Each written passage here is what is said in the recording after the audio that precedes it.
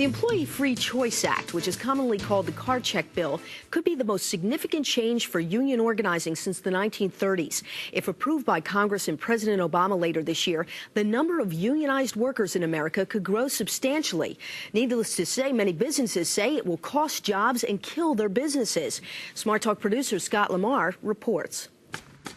Today, at least 30% of a group of workers must sign cards to become part of a union. The National Labor Relations Board will then certify the cards.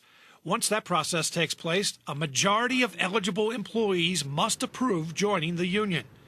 The Card Check Bill could bypass the election process by certifying unions if a majority of workers sign cards on the spot.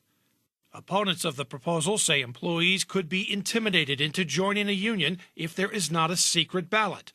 Supporters point out voting can still take place in private. Unions see Card Check as one of the best vehicles to increase membership in years. According to the U.S. Bureau of Labor Statistics, 12.4% or 16.1 million American workers belonged to unions in 2008. That's an increase of 428,000 from the year before, but down from more than 17.5 million in 1983. The same research shows government employees are 5 times more likely to be represented by a union than employees in the private sector. A higher percentage of blacks hold union jobs than workers of other races or ethnic groups. In 2008, union members had a median weekly income of $886 compared to $691 for non-union workers.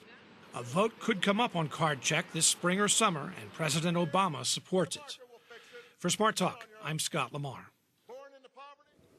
Joining us in the Greenwald studio are David N. Taylor, the Executive Director of the Pennsylvania Manufacturers Association, and Rick Bloomingdale, Secretary-Treasurer of the Pennsylvania AFL-CIO. Welcome to both of you. And we have you on the same side of the table. No blows here. But this literally is considered one of the potentially most divisive battles that's going to loom in this Congress. Why are you pushing this right now, Rick? I'll start with you since you're representing the unions. Well, you know, we feel that people should have the right to a union and be able to join a union if that's what they want to do, and be able to bargain for wages and be able to have a say in the workplace, have some fairness and dignity on the job. And let me Are you saying that can't happen right now under the present system? That's not happening? If workers want to have a union, they can have one? They can certainly have one, but too often it's delayed and delayed and delayed. You know, a number of people have made statements about, you know, why isn't this more like an American election? Well, in an American election, you have a set election day.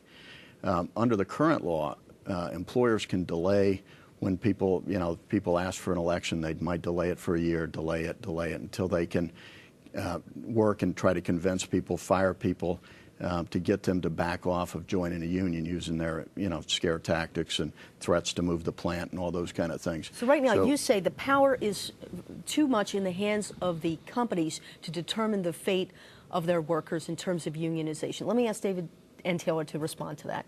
Well, much of what Rick said I agree with. The problem is that this piece of legislation really does take away the right of individual workers to control their fate. That under this legislation, that the legislation does 3 things. Number one, it eliminates the secret ballot in union elections except under circumstances controlled by the union. So if the union organizers turned in less than 50% plus one of the signed cards from folks in that workforce, then a private ballot election would be held. But of course, it's not in the interest of the union to do that. So the union organizers would only turn in the cards once they had 50% plus one. That's the first thing the bill does. That's an important aspect of this bill that I think we should take a moment here to discuss right on its own.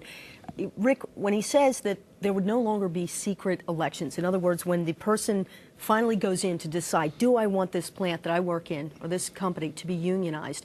Up to now, it's always been a private vote, just as you do on election day. Now, this would take that away. It would be just by signing the card that you want to unionize publicly, that's it now. First of all, that's just not true.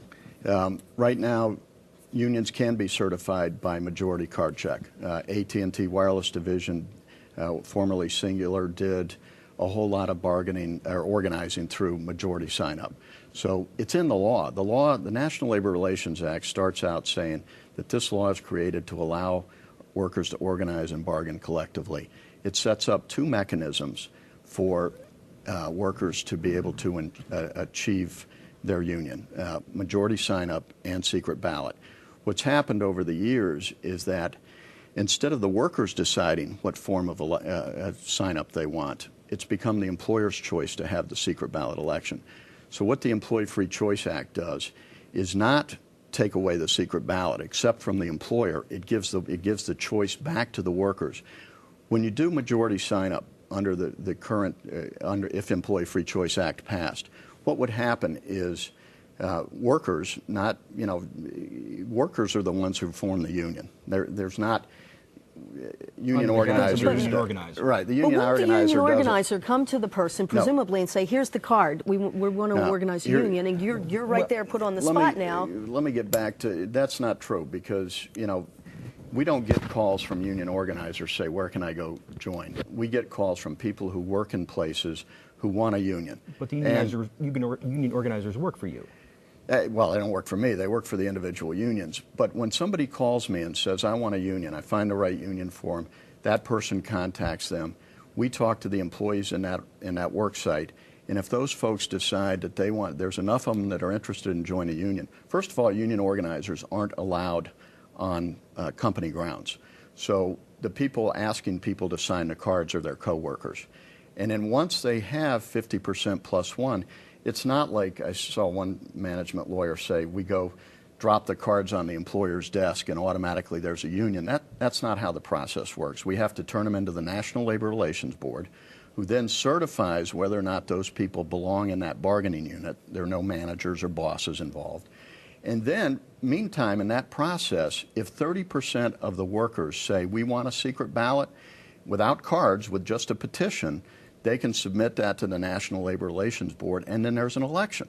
And we have no problem with David, that. respond to that. Under that scenario, it sounds more reasonable. Well, here's the thing, that when the publicly signed cards are collected by the union organizers, the workers don't have any input from their employer. They're only hearing one side of the argument, and where it would be illegal for an employer to promise higher pay or better wages or changes in work conditions to not join a union, that employee hearing from the union organizer can be promised absolutely anything, and that once that card is signed, it then goes in the possession of the union organizer. Whoever controls the cards controls when the election is called. So in that way, by signing the card and handing over the card, the employee has given up control over his or her fate. Certainly there are no givebacks on that. I wouldn't want to be the one to have to go to Louis, the union organizer, and say, oh, by the way, can I have my card back? But that it opens up those employees to the maximum degree of intimidation, coercion, but misrepresentation. Under the secret ballot election, an election is called, the employees hear from both sides, and then there is a final vote that's made in the privacy of the voting booth. What the unions have